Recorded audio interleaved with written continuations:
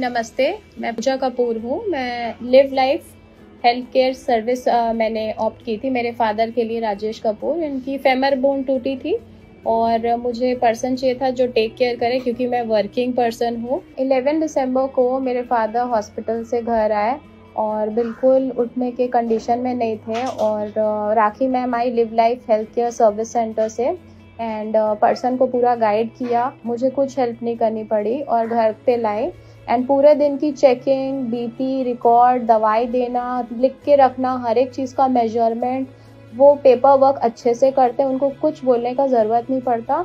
तो बिल्कुल प्रोफेशनल ही ये लोग, ट्रेंड लोग हैं।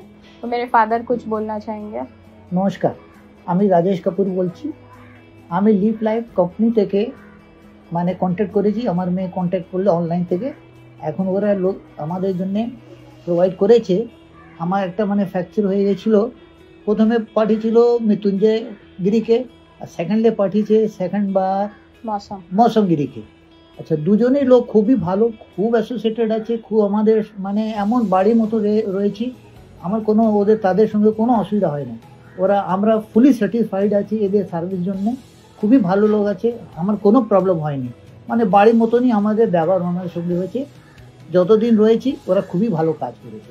জেনুইন কোম্পানি আছে, কোনো প্রবলেম আপনি পাবেন না। मैं 100% सजेस्ट करूंगी। I will give 5 out of 5 points. Thank you very much live life health care service.